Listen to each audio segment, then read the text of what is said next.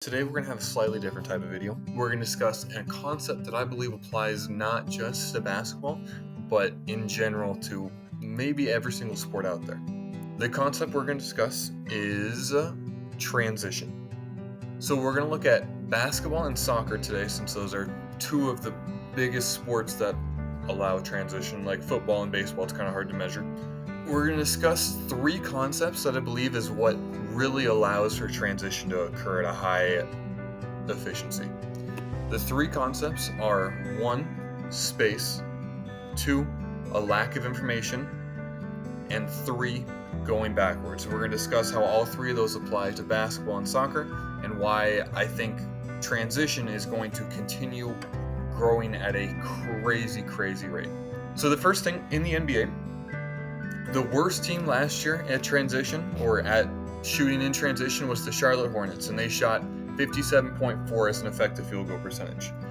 The single best team in the half court without transition, just scoring on their own, was the Denver Nuggets, and they were at 57.3. So the worst team in transition last year in the NBA was better than the best team in half court, the best team by a wide margin.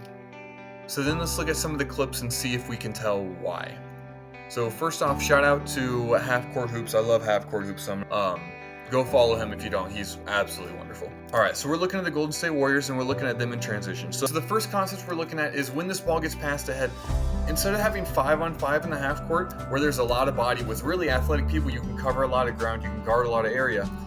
In transition, you have one person and one person, or two person and two people, and it's so much more space to operate. And so you get more of an advantage because you have more space to create whatever you're trying to create.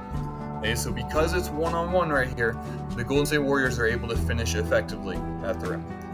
So with Steph pushing the ball up right here, this one's going to apply to a lack of information. So usually you'd be set, you would have a pretty good feel where everyone is, but as soon as Steph splits the defense right here or gets into the paint, because you're not set, you don't understand fully, like your brain doesn't process where exactly everyone is, and so Steph has an easy laydown to a wide open pass and an easy finish again. So then we can see again with the quick steal, and while they're even right here, we can see the defender and Steph are even, or in fact the defender's ahead of them. The human body just simply doesn't run as efficiently backwards as it does going forwards. And so they're going to the same location, but the defender not only has to get there, has to turn around and be able to contest whatever shot it is, while Steph just simply gets to keep going in the same direction. That creates a huge advantage for the defense going downhill, or the offense going downhill, getting to the rim because they're going forward and the defender has to go backwards. So first off, before we get into the soccer, two things I want to bring up. One is that counterattack shots, which is what it's called in soccer, over the years have skyrocketed. So 2021 there was 296, 2022 there was 353, and 2023 there was 382. So they've skyrocketed. Not only this, but the teams that are on top of the counterattack movement are Liverpool, Manchester United, Tottenham, and Nottingham Forest. Now, don't get me wrong, I don't really follow soccer a crazy amount. So then let's look at some examples as to why they're looking to push in transition. Is this offensive player is able to go past the defender pretty easily because, again, he has momentum, he's going downhill. And then the next one we can look at shows space.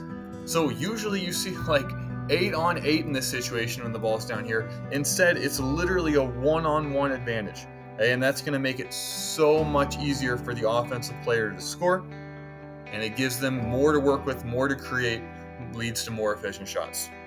So in conclusion, I think transition gives the offense such a good advantage. And so I hope this makes you appreciate the skills of players running into transition and how NBA teams approach it and soccer teams approach it.